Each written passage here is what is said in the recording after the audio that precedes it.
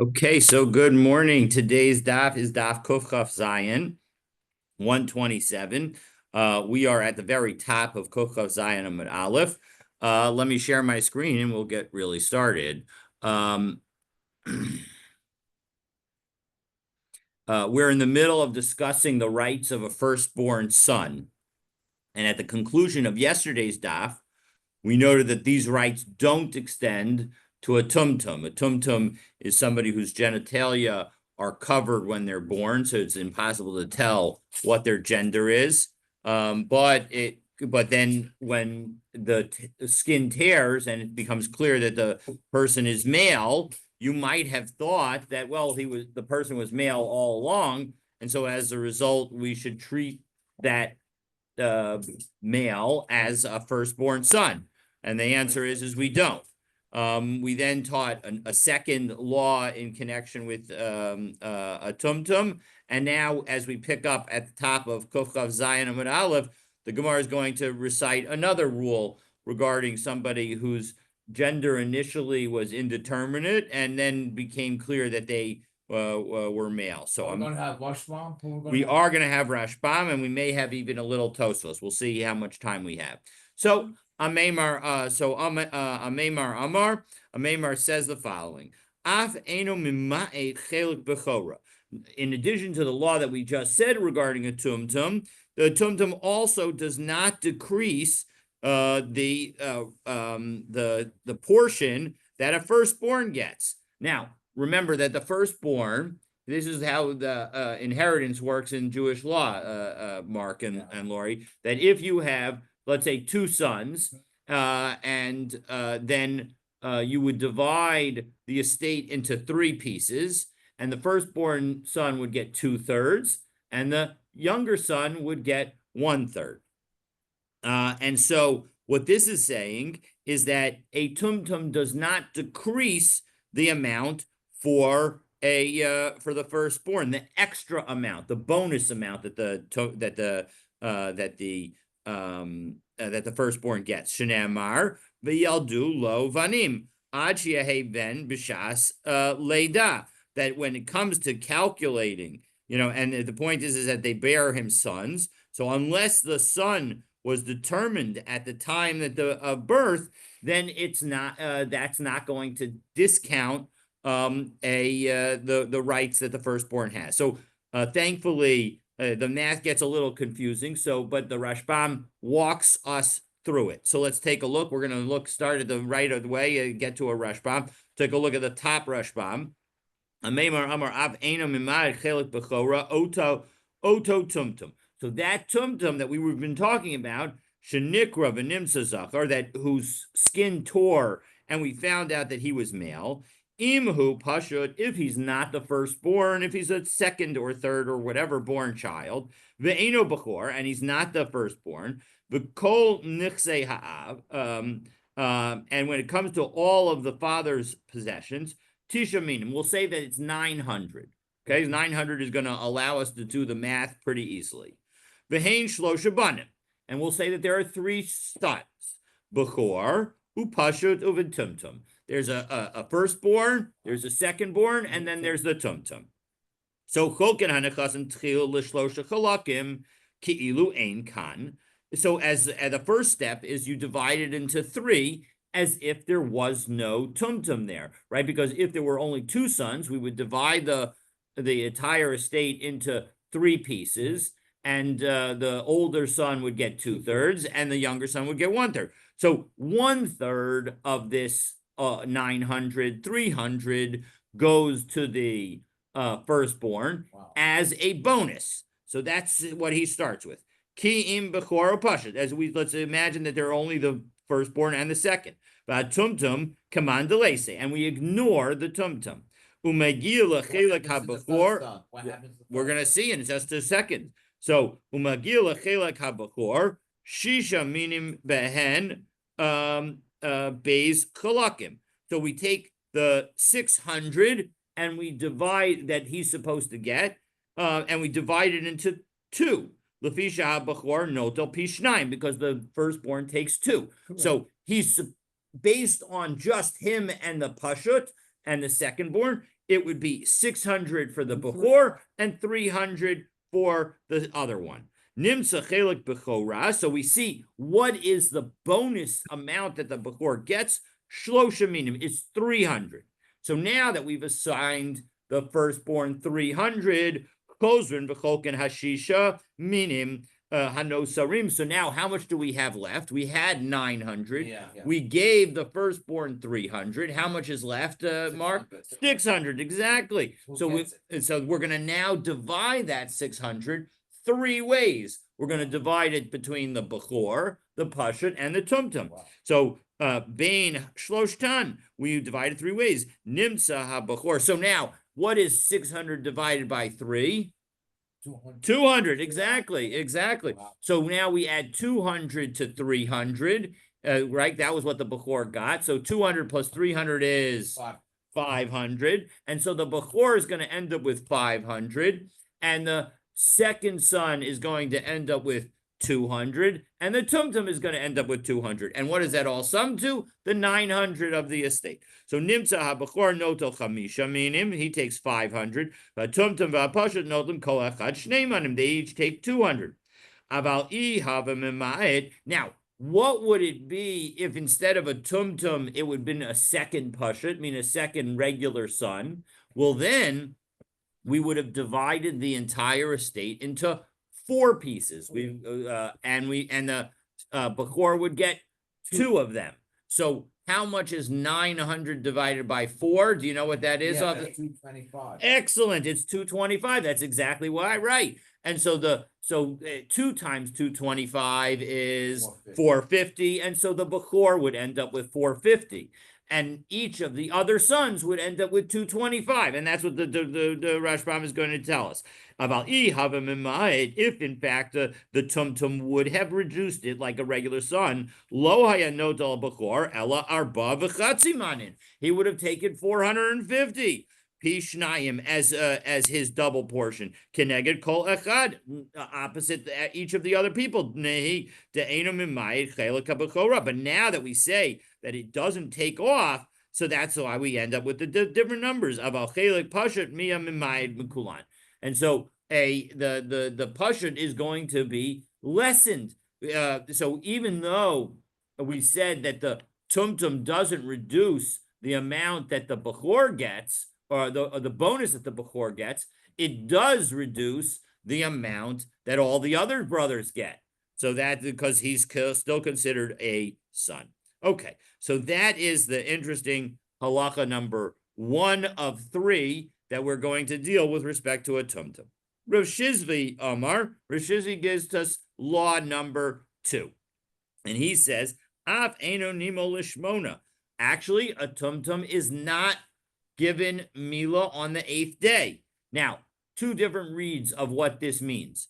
Rashbam explains that Af eino nimo lishmona.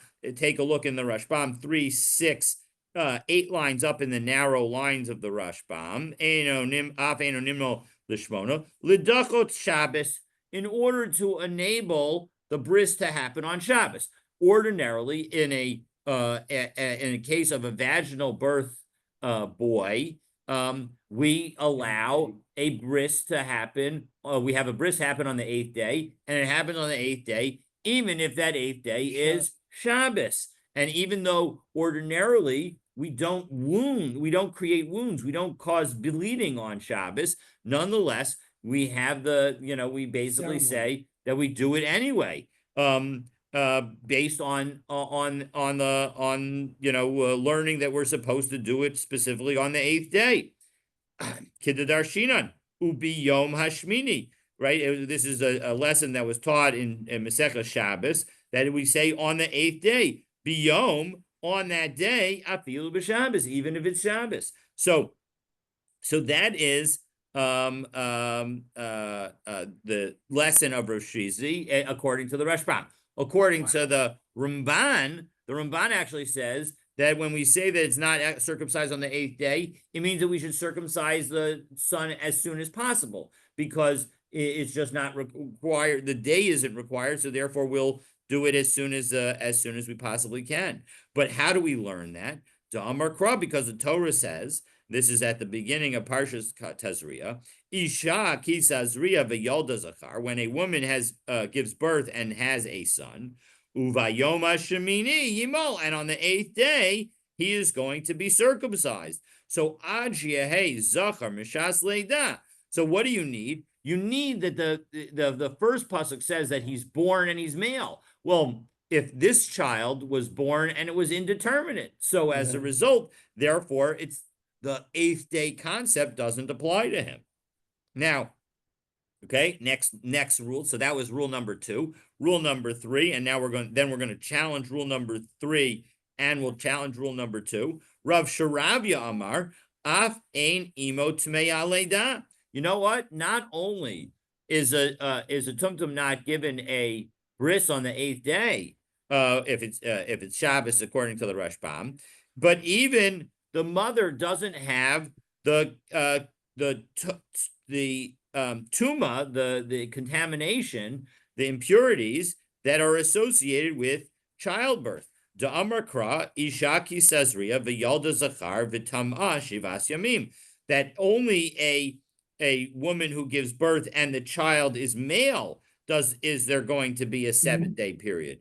Achiahe zachar mishaleda. So you have to mishas leda. So you have to have the child needs to be male immediately. So Meisvei, 1 second. How can you say that, Rav Sharavya? Because look at the following Mishnah, which we have, which the Mishnah is in Nida, Maseches Nida Daf Kaf Chet Amud Aleph. Hamapeles tumtum androgynous. That if you have a miscarriage of a tumtum or an androgynous child, teishev l'zachar u'nekeva. Well, then, because of the uncertainty associated with it, you need to observe the stringencies of the law of a male birth and a female birth. So let's quickly go over what those laws are. But the bottom line is that this is a challenge because we just said, according to Rav Sharavya, that that the mother doesn't observe any kind of any kind of tuma for a tumtum. And here it says that the laws of tuma do apply to a woman who miscarries a tumtum. So certainly they should apply to one who carries a tumtum to actually live birth. So. So again, what's important to know the laws that are associated with the beginning of Parshas Tazria, and they are as follows: that if you have a boy, so then the woman is tameh immediately for 7 days, and then tahor, and then she's considered pure, assuming she goes to the mikveh, etc. She's going to be considered pure from day 8 to day 40, meaning that even if she were to bleed during those days, she would not be considered tameh, and she would be able to have relations with her husband. Now, actually, in modern applicability of the halacha, we don't actually apply this. We basically say that if a woman sees blood, it doesn't make a difference how many days it is after childbirth. We're going to treat her as tameh. And that is just a stringency that we've applied essentially across the board. But according to the biblical law, she would be tahor from day 8 until day 40. Now, what about for a female birth? Well, for a female birth, she's tameh for the first 14 days, and then she has 66 days from day 15 until day 80 of being considered tahor. Again, even if she were to bleed, she would be considered tahor. So what do we do now in order to apply the stringencies of both a male and a female? So we'll say that she's tameh for the first 14 days, because being tameh is more strict than being tahor. So we're going to call her tameh during the first 14 days, and then we'll only allow her to take the benefit of being known to be tahor from day 15 to day 40. Right. And that's exactly how Rashbam explains it. So tiyuvta de Rav Sharavya tiyuvta. So the Gemara says, you know what? That does undermine Rav Sharavya's point. And so as a result, it's clear that actually the mother of a tumtum does become tameh. So now, lema tahavik yuvta de Rav Shizvi. Well, 1 second. Given that the lesson that Rav Shizvi learned is based on the exact same language of Isha Kisazriya v'Yalda Zachar, so shouldn't the way that we've refuted Rav Sharavia cause us to say that Rav Shizvi is also refuted? So the Gemara answers, no, Tana Sepuki Misapkalite. No, the Tana in that Mishnah in Meseches Nida, which said that we are going to apply the chumras of both a man, a boy, a baby boy, and a baby girl, is uncertain what the status is, and so therefore was being strict. And so Rav Shizvi can be viewed as consistent with that we are strict about so. But 1 second, Ihaki, if you're telling me that the Mishnah is being strict, Keshev l'zachar, the Mishnah in Maseches Nida that we cited that says that a woman who miscarries a tumtum or an androgynous child has to observe the stringencies of tuma associated with a male birth and a female birth. If that were true, and we were actually uncertain about whether or not there was any kind of situation at all, so when it should be l'zachar ulanakeva ulanida mibayle, the Mishnah should have said that the mother needs to observe the stringencies of a male birth, a female birth, and nida as well. Meaning that if she were to bleed during days 15 to 40, we should treat her as a nida. We shouldn't necessarily give her the pass, the shorter pass that's associated with a male birth up to the day 40. So kasha. In fact, this is a difficulty for Rav Shizvi. So as a result, it's not clear. Now, it's not a tiyuvta, meaning that there might be some answers that one could give, meaning it could be that we're not, the uncertainty that we're dealing with is only whether it's male or female. We're not uncertain about the fact that this is considered a child or whatever. So that as a result, we're not going to incorporate the nida. But in any event, the Gemara says that it's difficult. Now, it's actually interesting as to what the halacha is. The Mechaber does not mention tumtum at all in the Shulchan Aruch, but the Ramah, the Ashkenazic gloss, specifically says that actually we would do the bris of a tumtum on Shabbos, but then he says v'yesh osrin. There are some who would prohibit it. So bottom line is that you should ask your local Orthodox rabbi. Hopefully, again, given that a tumtum is not necessarily a fully healthy child, so that we would hopefully all our children should be fully healthy, and we shouldn't have this. But it's important to recognize that the halacha deals with even situations where there are some kind of gender uncertainty or fluidity. Okay.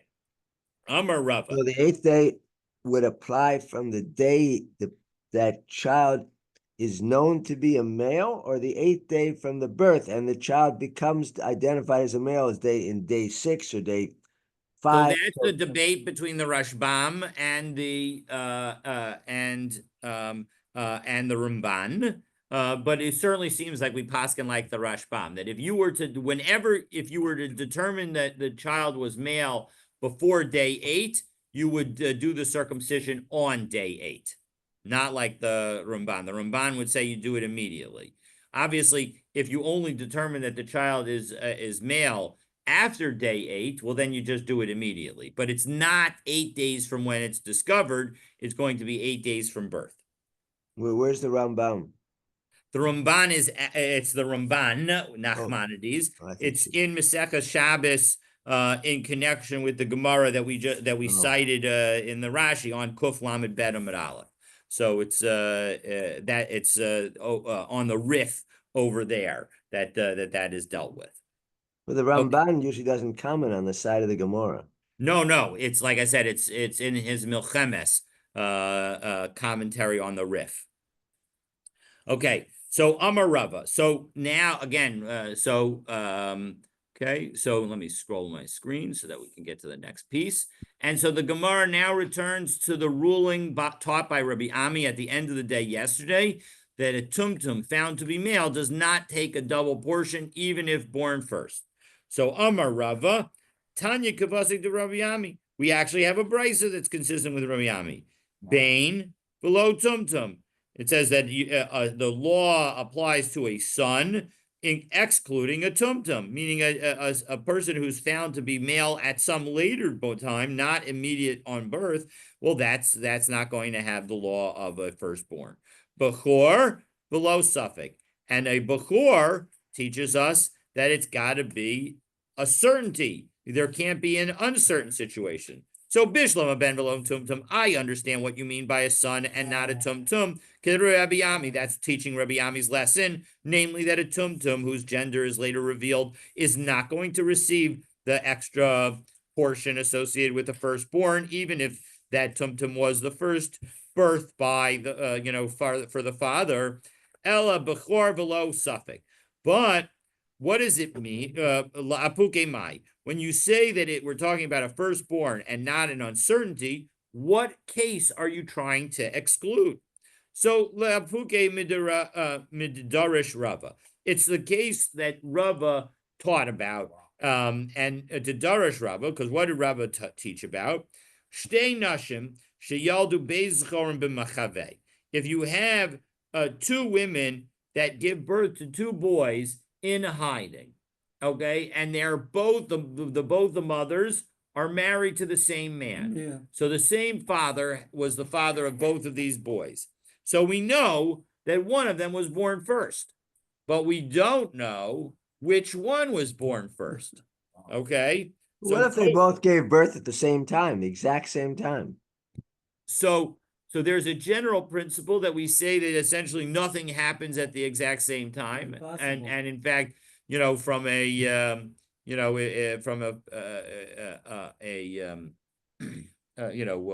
No, you can't really say that, because you could have two people driving a car and they both arrive at the red light at the same time. I mean, there are a lot of things that can happen at the same time. There can be but no, first of all, given the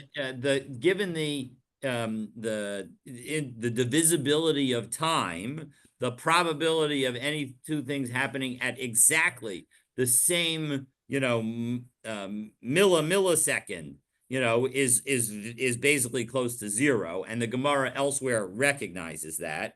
But the bottom line is that you can say that we're talking about that situation also, where it seems that they happened at the exact same time. But this is a simpler situation, because it just does, the order doesn't matter, because now if they're essentially, especially if they're in two separate rooms, so it's impossible to tell which one came out first. So then, as a result, that we've got an uncertainty. Yes, it would be true that if it happened at literally the exact same time, we'd have the same question of uncertainty. So kozvin harsha zelazeh. So you write a permission from one to the other. So, and what does that permission do? Basically, it's a power of attorney. A harsha is essentially a power of attorney that allows each of them to represent the rights of the other one. So what does that mean? It allows one of them, and Rashbam explains here for us. It's the Rashbam Posvin Harsha Zelazeh. It's 3, 6, 8 lines up from the bottom of the Rashbam on Kuf Chav Zayin Amud Aleph. Posvin Harsha Zelazeh. V'asichan minayu v'taveach chelik b'chora min ha'achin. So one of these two sons will now go and make a claim in court in order to get his firstborn rights from the other brothers. He says the following: if I'm the firstborn, Tnuli b'shvil atzmi, give it to me because it's mine. V'im lav, and if I'm not the firstborn, and my brother who was born in hiding with me at basically the same time, Tnuli b'shvil achi, give me my firstborn right because it's for my brother. Shaharei nasan li chelko, because he gave me his portion and allowed me to make the claim on his behalf. Upaskinan la'el, and now what is our law here? We're saying now earlier, yesh lo lebechor, and we said earlier yesh lo lebechor kodem chaluka, a firstborn before he's divided his portion. V'yachol limkor v'litain chelik b'chol raso l'kol misha yirtza. He has the right to give it away or to sell it away. V'hach milsa asa krala ma'ute. And it is precisely this case that the Gemara that we're learning, the Torah is coming to exclude. Da'af al gavta Medina Islay Gzeris Islay, that even though from a halachic standpoint, one would expect that these brothers that were unsure whether one of them is the Bechor, if they work together, we would expect that they would be able to make a valid claim from the other brothers. Gzeris HaKasavu, it is a decree from the Torah, basically. It is there's no rationale for it. Shelo yitnu lo chelek b'chorah min hasafek, that we're not going to allow them to claim a firstborn right out of this uncertainty. And so as a result, that's the lesson here. So why would he presume that the other person, the other son from the other mother, would give him permission to take the Bechor rights from the second son? Why would he even presume that? Why? Well, because otherwise they get nothing. Meaning, first of all, again, the lesson. No, they wouldn't get nothing. They each get half. What? I don't understand. No, I mean, if there are two of them, give me 2 seconds. Give me 2 seconds. First, let's make sure that we're all clear. Okay, so let's assume that there are 9 brothers. So each other brother is supposed to get 10%, and the Bechor is supposed to get 20%. So now we have these uncertainty situations. In the end, the halakha is that everybody gets 11%, right? They each get 11.111 repeating. They each get 1/9 of the entire amount.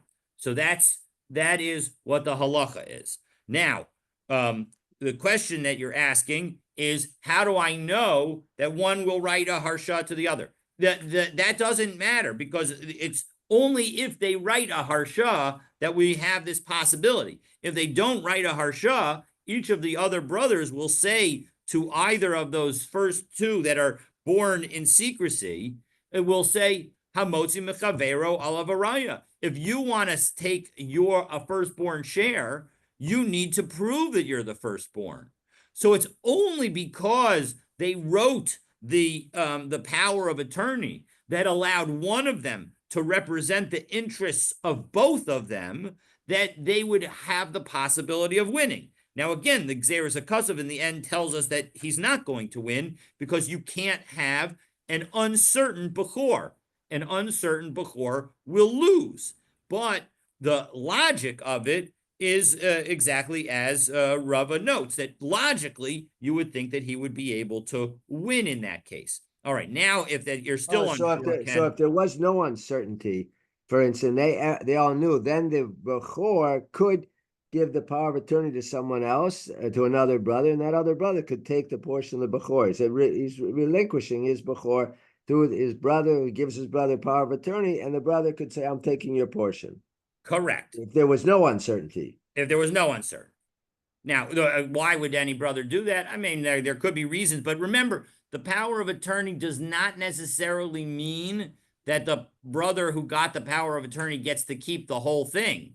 He presumably has an agreement to split it with the other brother. Yeah, okay, whatever they set up for them. I mean, but the point is that exactly. So Amrle Rav Papa. So now Rav Papa says to Rava, Vahash Shalach Ravin, 1 second.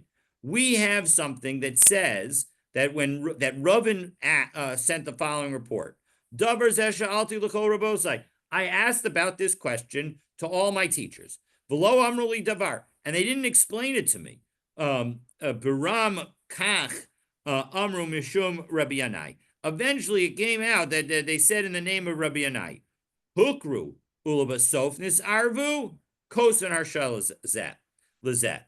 That if in fact the situation is, we know that boy letter A, we'll call him Alfie. Alfie was the firstborn, and Beta was the secondborn.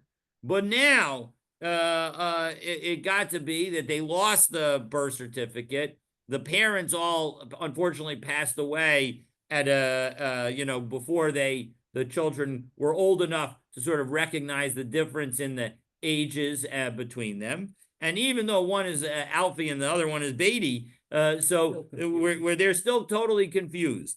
And so in that situation, Rava's concept of writing, Rav Yanai teaches that Rava's concept of writing a harsha for one another will work.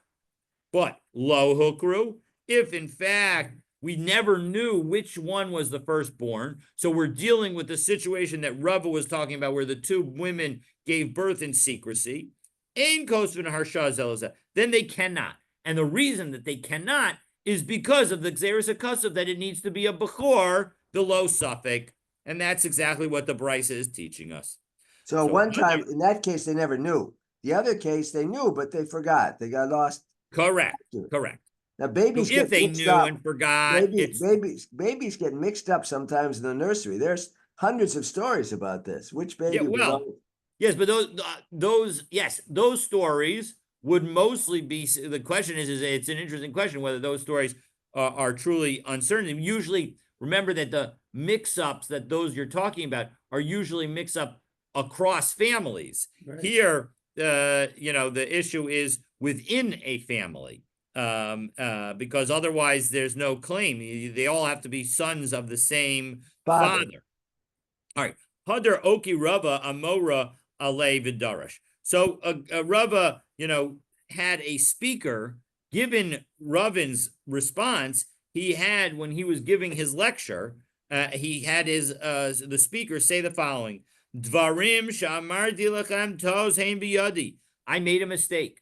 Shows the greatness of Rava, that in a public lecture he was able to admit that he had made a mistake, because he had said that the two sons born in uncertainty could do a harsha to one another. So Baram Kach Amru Mishum Rabbi Yanai. And so he goes and says that really the stories with the following, as Rabbi Yanai said, Hukru Sofnis Arvu, Kosan Harsha, that if in fact you knew and then it became uncertain, you can do the harsha.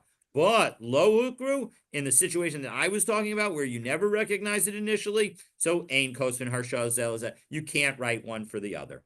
Okay. So shalkule b'nei akra the agma l'shmuel. So now the b'nei akra are going to send the agma are going to send the following question to Shmuel.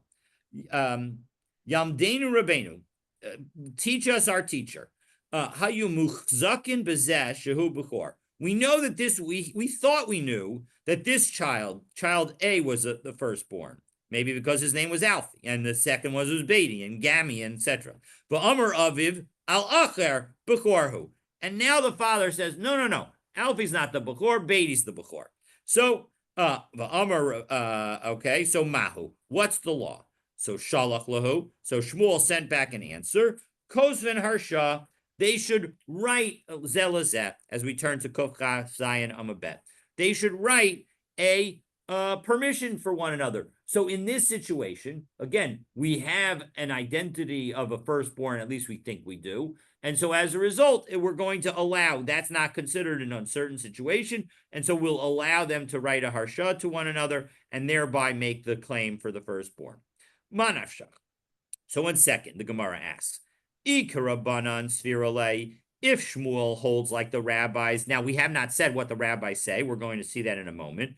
Lishlach Lahu Karabanan. Well, then he should have sent a note to the Bnei Akra de Agma and said like the rabbis. The Rabbi Yehuda Svirale, Lishlach Lahu Rabbi Yehuda. He should have sent a note like Rabbi Yehuda. And again, we haven't said what Rabbi Yehuda says, so it's a little confusing, but we're going to get to what Rabbi Yehuda and the Rabbanan say right away. But we can answer the question very simply. So let's take a look at the answer. Misapkale. So actually, the point is that Shmuel was uncertain. That's why he didn't say send a definitive answer. He instead sent an answer that shows a lack of certainty. Have them write a harsha, a power of attorney to one another. So, Ika Rabbi Yehuda, Ika Rabbanan. He wasn't sure whether we hold like Rabbi Yehuda or the Rabbanan. So, Maihi, what is this dispute between the Rabbanan and Rabbi Yehuda? So, Tanya, we have the dispute is in a brisa, and here's the brisa. Yakir. The pasuk says, this is the pasuk in Dvarim, Parakuf Aleph, pasuk Yud Zayin, that we have to recognize the Bechor. So, so what does it mean, Yakir, that it must be recognized? Yakirenu la'acherim. It indicates that the father has the right to identify the firstborn to others. So Mikan, Rabbi Yehuda, and from this, Rabbi Yehuda said the following: Neman Adam Lomar Zebni Bechor. This is my firstborn son. And again, we're going to see that Rabbi Yehuda says that you can even say that, even if there's a chazaka, even if we thought that a different son was the firstborn. Kishem sheneman Adam Lomar Zebni Bechor. And just as Rabbi Yehuda says that a man can say that this is my firstborn son, Kach neman Adam lomar Zeb ben Gerusha b'Zeb ben Chalutza. He has the power to say, that even if he's a Kohen, he has the power to say that this child is the child of the son of a divorcee or the son of a Chalutza. The Chachamim omrim eino neman, but the Chachamim say he's not believed. Now, why is that? What's the importance about that? Because we're dealing with, when it comes to the son of a divorcee or a Chalutza, we're dealing with a Kohen here. So from a Kohen perspective, they're not allowed to marry a divorcee or a Chalutza. A Chalutza is a rabbinic prohibition, a divorcee is a biblical prohibition. And so if in fact the man did so and had a child, that child would be a halal, basically a profane Kohen who is not allowed to do any Kohanic priestly work. So as a result, that and the Chachamim say he's not believed. And if we take a look in the Rashbam, it's so is he saying this about his own son? Yes, he's saying this about his own son. So why he would do that is a good question, but maybe he's just trying to be honest. Maybe he's coming clean. So he admits that he married a grusha. Correct, and had or at least that this child is the product of a relationship with a grusha. So take a look in the Rashbam 9 and 10 lines down in the narrow lines of the Rashbam on Kuf Chav Zayin Amud Aleph. Lo b'bechor, he's not believed according to the Chachamim, not about being a firstborn, below b'chalal, and not about being the son of a divorcee or a chalutza, where the child would become a halal. The kegon shemuchzakin ba'achar shehu b'chor, and we're dealing with a situation where another child is the one that is presumed to be the firstborn. Vikra, and what is the pasuk talking about? So we're about to ask that question, and we're gonna answer it now in the Rashbam, and then we're gonna answer it in the Gemara too. Muki, we're going to set that pasuk up, B'tzarach hikara, where we need some kind of recognition, because kagon shabo mechadash, like a family comes from new, and we never met them before, so we have no idea bekan. The ein muchzakin be'echad mehen, and there is no chazaka with respect to any of them, because they all look to be about the same age. Mia bechor, mia pashut. Who's the firstborn and who's not? Hasam vaday av mehemen. There, a father is certainly believed, and then we're going to ask about that, because if it's obvious, why does the Brisa need to tell us that? So Amar le Rav Nachman bar Yitzchak l'Rava Bishlam Arila Rebbe Yehuda. Back in the Gemara, it makes sense according to Rebbe Yehuda. Hainu Siv Yakir, that the reason that we need to have the extra word Yakir, that the firstborn needs to be recognized, because the Torah is telling us that the father is believed even when there's a presumption to the contrary. Ela l'Rabbanan, but according to the rabbis, Yakir Lamali, why do I need it? So again, the Gemara answers, as we saw in the Rashbam, B'tzarach hakera. It's talking about a situation where there is no somebody who's got a presumption. Well, Lamai Hilchasa. Well, what's the purpose of that? Meaning, if in fact, and let's take a look in the continuing in the Gemara, because the Gemara is going to help clarify the question. Lemesva lo pni pishnayim. Let him just give the double portion. Meaning, if I'm saying that if somebody is saying that Alfie is their firstborn, who cares if there's no presumption about somebody else, well, then none of the other brothers are going to take it. So let the father just give the double portion to Alfie. So lo yehe ella acher, right? Meaning, even if there was somebody else that he wanted to, the father could give the firstborn portion to him, to that person. Ilu boila mesva le he could give it to him as a present. Milo Yavle, wouldn't he be able to do so? So the bottom line is that why do you need to tell us this law? Of course, a father has the right to identify a bechor when there is no presumption that exists, because he could just give the stuff to the bechor. So lo tzricha b'nechasim shenaflu lola acher mikan. Well, 1 second. What about things that came to the father in an inheritance after he's made this statement and given the stuff to the son? That wouldn't automatically go to the firstborn son, and so isn't that a point? Second, so Rabbi Meir de Amar Adam Makna Davar Shalo Bala Olam. So Yakir Lamali. Well, all right, you want to say that the father, might get something in the future, but what about according to Rabbi Meir? We know that we have this debate between Rabbi Meir and the rabbis as to whether or not somebody has the ability to engage in transactions about things that have yet to come to the world. That Rabbi Meir says that you can engage in such transactions, and the rabbis say you cannot. So according to Rabbi Meir, who says you can engage in such transactions, let the father just say that I'm giving to this man, a double portion like a bechor for anything that I may eventually own. So as a result, it would be totally a legitimate gift. So there is still a situation where actually, and so as a result, we should say, as Rashbam explains, but we're running out of time, that there's a migo, that we should believe the father when it comes to the identity of this person as a firstborn, because we could believe him with a much lesser we would believe him with a much lesser lie of I'm just giving my stuff to this person. Mm-hmm. So there is a situation where it wouldn't work. If in fact the property fell to the father while he was in the throes of death, well, according to Rebbe Meir, one can't convey property at that time. So as a result, it wouldn't work to say that I'm going to give you everything that I get in the future, because at that moment, it's not possible. It is only possible to transfer those assets through an inheritance.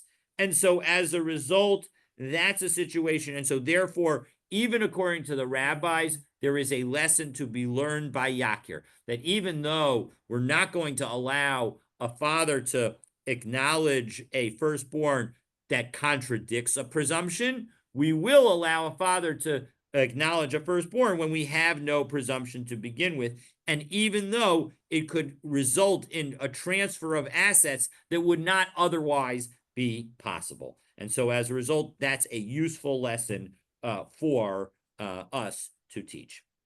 Okay. We were learning yesterday, and in fact, the Rashbam even clarifies that a father, in the case of Shkiv Meirah, that a father can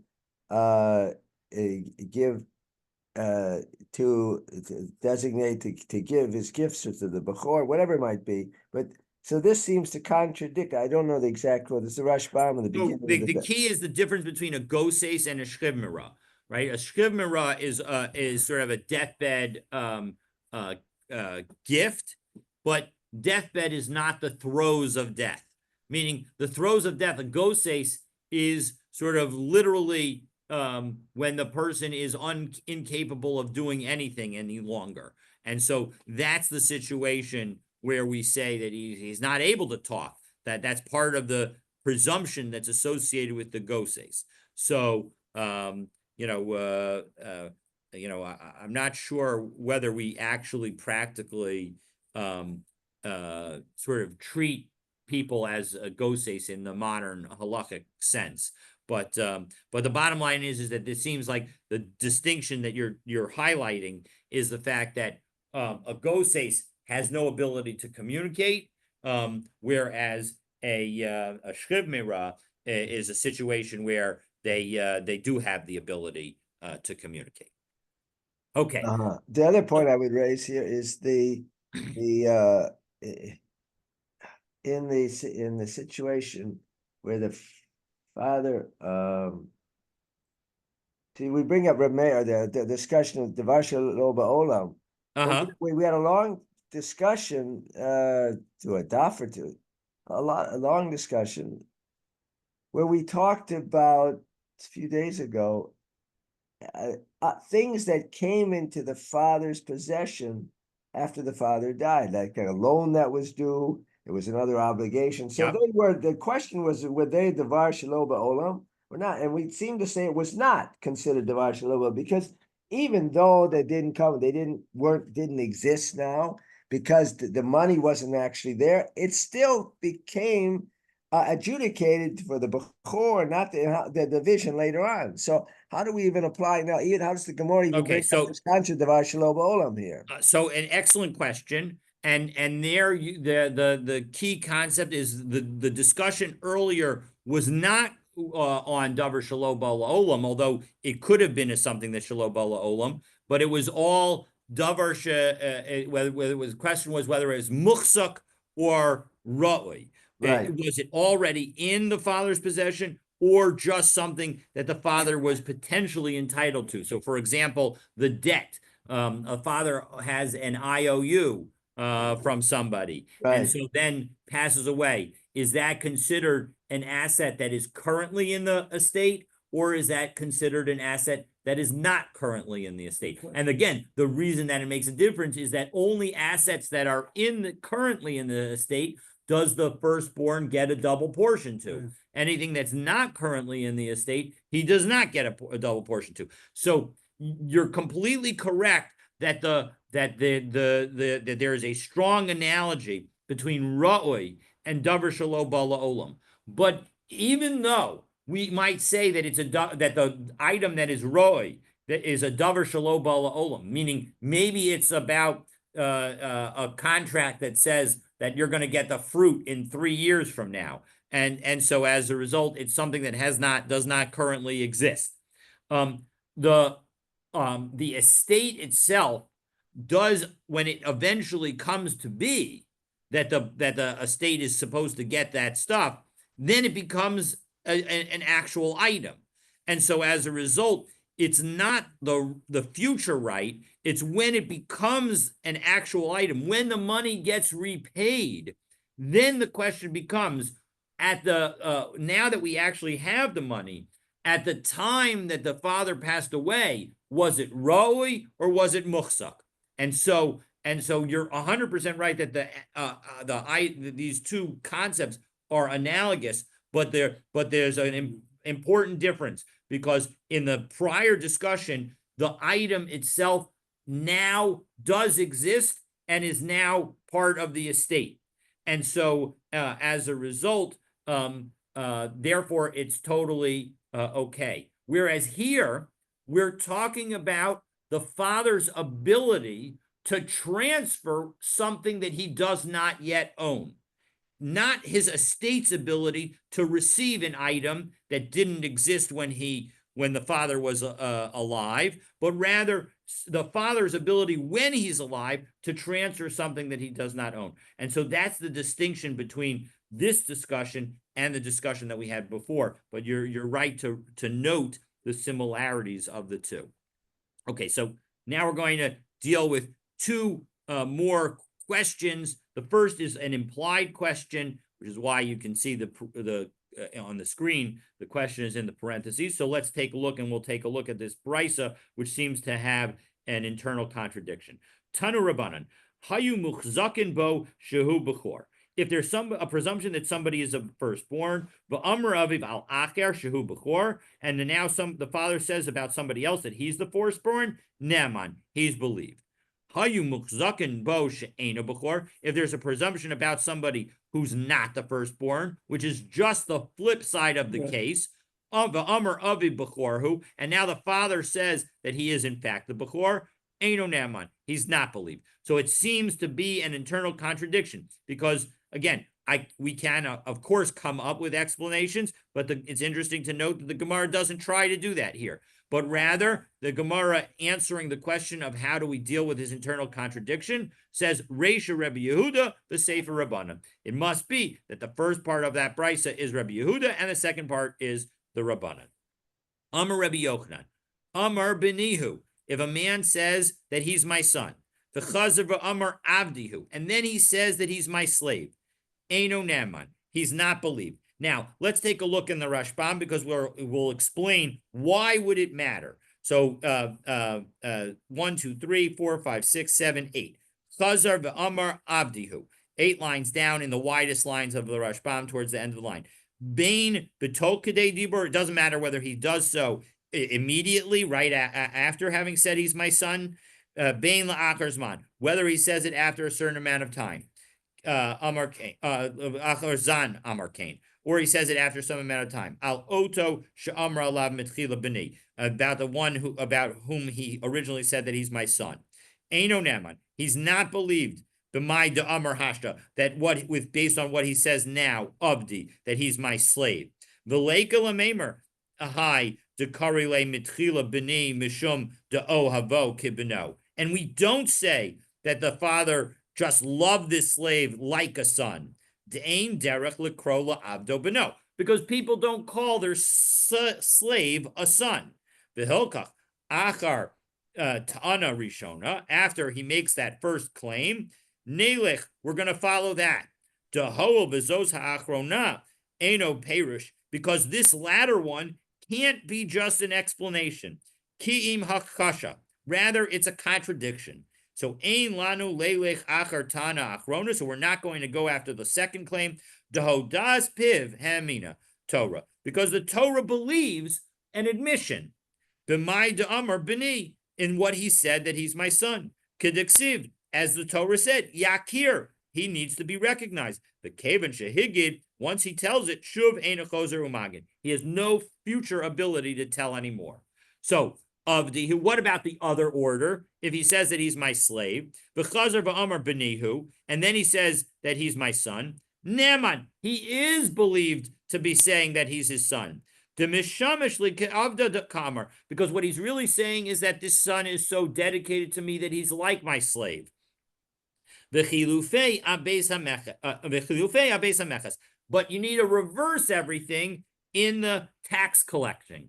Why do you reverse everything? Because in the tax collecting, you have an incentive to say that he's your son, because you don't get taxed for your son, but you do get taxed for slaves. And so as a result, if you first say that he's your slave, and then a son, and then say that he's your slave, so then you are, we believe you that you're the second one. And because you were probably just trying to cheat the tax collector. But, and on the other hand, if you say initially that he's your slave and then change and say that he's your son, we're not going to believe you because, well, let's take a look. The Gemara is now going to say, Haya over al beis hamechas. If he's at the tax collector, v'amar b'nihu, and he says he's my son, v'chazav v'amar abdihu, and then he says he's my slave. Neman, he's believed about the slave because, but Amar Av, because again, he's trying to avoid the tax collector. Amar Avdihu, but if he says to the tax collector, he's my slave, because of Amar Benihu, and then he says he's my son, Eino Neman, he's not believed. So now there's a question. Okay, so now we have all of that. So with that background, Meisvei, 1 second, listen to this. Listen to this about Brisa. If somebody was serving somebody like a son, Uba Amar Benihu, and then somebody says he's my son. Because of Amar Abdihu, and then he says he's my slave, Eino Neman. He's not believed. That's very consistent with what we have seen. But if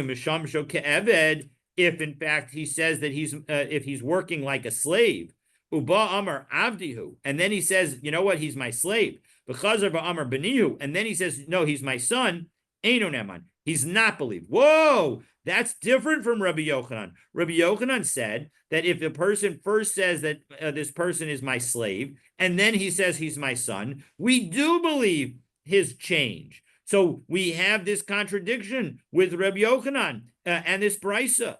So Amar Rav Nachman Bar Yitzchak, Rav Nachman Bar Yitzchak explains, no. Hasam de karule abda meitzar meya. No, it's not in the situation in the brisa. It isn't just that he called him his slave, but he called him his slave with a boundary of 100. Well, my meitzar meya. What does that mean? So meitzar abda kuf zuze. That is the point is that he was saying that he's a slave that's on the boundary that he's worth 100 zuz, meaning that I have in my boundaries something that I could immediately change for 100 zuz. As Rashbam explains, 4 lines up from the very bottom of the Rashbam, the Karile Avda Mitzarmeya, Kilomar, Evid Gamarhu. He's absolutely a slave, Lee. Shismuchim Li Alav, because I'm relying on him. Meya dinar, if I ever need 100 dinar, which is the same as 100 zuz. In my boundary, Kolomar Sheshava Meya dinar, that he's worth 100 dinar. The Hilka, Kiyamar Avdi Meitzer Meya. When a person says that this person is an Avdi Meitzer Meya, that he's a slave that's worth 100, V'chazer v'amar b'ni, and then he says that he's my son, Eino Naman, he's not believed. De'ilu hava b'no, because if he was in fact his son, lo hava karilei of the Metzameya. He wouldn't have called him a slave worth 100, because he would say he's my slave because he's acting to me like a slave, but he can't say that he's not, that he's really the afal gav to mishamish like avda, because even if he's serving him like a slave, the ain't korim kain el evan. You're not going to cause somebody to be called a slave that's worth 100 unless he's in fact actually a slave. So that concludes our discussion for today, and the Gemara is now going to address the conflict that arises over a purported sale of a slave. But for that discussion, stay tuned. I'm thinking all along here for the last 15, 20 minutes that when the father claims that this is Bechor B'ni, he has an ulterior motive. There's something going on, and that we say believe. I mean, well, in one case we believe, one case we not believe. If with it, for him to make this claim, and there's a suffix involved, he's got a reason to do this. He's got some deal with his supposed son or not son. There's something behind. Why would he? There's something else going on here. Again, the Gemara comes and gives the explanation that when a person says that he's my slave, what he's trying to do is actually praise his son, that he's so dedicated to me that he views himself like a slave. But if you call him a slave that's worth 100, well, then you can't go back on that. That's really what the Gemara is. Now, you can say that you're, some kind of ulterior motive, that maybe something else is going on. He's trying to prevent his other sons from doing it. But the bottom line is that remember that a father has the ability to give a gift. And if he's his slave, he has the ability to free the slave. So all aspects, again, the same migo that we talked about a few minutes ago in connection with that we should believe the son with respect to the son or the father. Believe the father. Sorry, we should believe the father with respect to that we should believe the father with respect to who's the firstborn. That same migo would allow us potentially to tell that we should believe the father with respect to the categorization of his son, whether he's a slave or a son. So just as we believe the father with respect to the firstborn, and that's exactly why the Gemara is bringing this case here, that just as we believe the father with respect to whether or not his son is a firstborn, we're going to believe the father with respect to whether his son is a slave or not. Right, but we have initially this contention between what the father says and what other people thought was the Bechor. So it's another excellent point. The other people in the community, for some reason, for 20 years, they thought they knew this person. He's the Bechor of this man. And the father says, no, he's not the Bechor. This one over here is my Bechor. So I'm thinking he has a vested interest in saying he's got some business deal with this second son who he claims is the Bechor, whatever it might be. I mean, you can imagine 100 scenarios where he would say he's Correct. got something going on with him. And the bottom line is that we're going to believe him because he has the ability to just give it away. Now, what you're highlighting is what if there's actually a presumption? And that was the debate between the Rabbanan and Rebbe Yehuda. And so in that situation, that was precisely the situation that we had a few minutes ago, that we say, no, we're not going to, that he's believed to say these statements. And so the answer is that and again, it's of course important to remember that a presumption is not the same as witnesses. It's just what we thought was the case. Obviously, if the actual firstborn has witnesses that he was the firstborn, he's going to win, and it won't matter what the father says. Right. They were there when he was born. The witnesses were there. They were there. Correct, They exactly. saw the birth and someone, they were in whatever it might be. Yeah. Right. And you don't even need to have seen the birth, right? I mean, you just need to know that the other son came, was never around. Right. And Right. was, They came back 2 years later or something. exactly. And was a baby 2 years later. So then it's not, there's not going to be an issue. All right.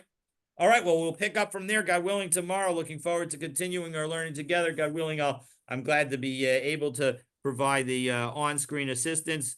Hopefully we'll continue to be able to do that now that the holidays are behind us. Have a fabulous day, everybody. Okay. Bye now. Okay.